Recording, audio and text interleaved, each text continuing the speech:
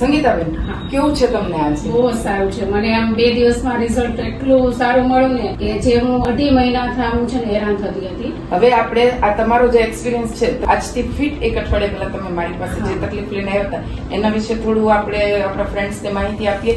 તમને પાસ્ટમાં કેવો એક્સપિરિયન્સ થયો અને અહીંયા તમને ટ્રીટમેન્ટથી શું એક્સપિરિયન્સ થયો એના વિશે થોડી વાત કરીએ. હું છે ને 2.5 મહિનાથી હેરાન થતી હતી કે યુરિનની પ્રોબ્લેમ હતી મને. મેં પહેલા નોર્મલ દવાખાને બતાવ્યું, પછી ત્યાંથી મને ન ફેર પડ્યો એટલે મેં એડમિટ થઈ. બીજે બતાવ્યું તો મતલબમાં કે જે તમને કોઈ હોસ્પિટલમાં એડમિટ કરવામાં આવ્યા આના માટે? એ માટે હું એડમિટ થઈ. ત્યાં મને 4 દિવસ બોટલ ચડાવી, 4 દિવસ પાછી દવા આપી અને પાછી સવાર સાંજ બોટલ ચડાવી. એનાથી પણ મને કોઈ જ ફેર ન પડ્યો. પછી મેં બીજા હોસ્પિટલે બતાવી, સ્પેશિયલ યુરિન હતું ત્યાં એને 8 દિવસની દવા આપી પણ એનાથી નહીં ફેર ન પડે. પછી એણે અમને સત્યમ હોસ્પિટલનું સજેસ્ટ કર્યું કે નીતાબેન મેડમને બતાવો એકવાર તમે ત્યાં. એમ તો હું અહીંયા મને 2 દિવસમાં 8 દિવસની દવા આપેલી તમે, પણ મને 2 દિવસમાં બહુ જ સારું એટલે બહુ જ સારું રિઝલ્ટ મળ્યું. કે જે હું 2.5 મહિના હેરાન થતી હતી એની જગ્યાએ મને 2 દિવસમાં રિઝલ્ટ એટલું મળ્યું કે હું બહુ જ ખુશ છું. બરાબર.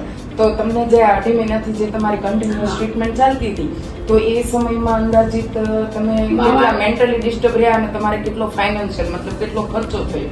એડમિટ છે ને ત્યાં મારે 30 થી 35 હજારનો તો ત્યાં ખર્ચો થયો. બીજા મેં રિપોર્ટ કરાયા, સોનોગ્રાફી કરાવી, એ એક્સ્ટ્રા હતું. બરાબર. પછી બીજી હોસ્પિટલ બતાવ્યા, ત્યાં ફાઇલનો ચાર્જ ને બધું એક્સ્ટ્રા હતું. એટલે મતલબ આ બધું કરવા છતાં પણ તમને તમારી જે તકલીફ હતી એમાં કોઈ રાહત ના મળી? 1-2% રાહત નથી. બરાબર. પણ મને અહીંયાથી જે તમે ટેબ્લેટ, મને કોઈ રિપોર્ટ નથી કરાવડાવ્યા. હા, આપણે કોઈ રિપોર્ટ નથી કરાવ્યા.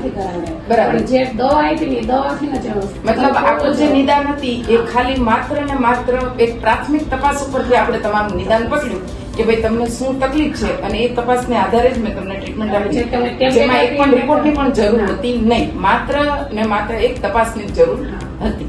રિઝલ્ટ બહુ એટલે બહુ બેસ્ટ રિઝલ્ટ.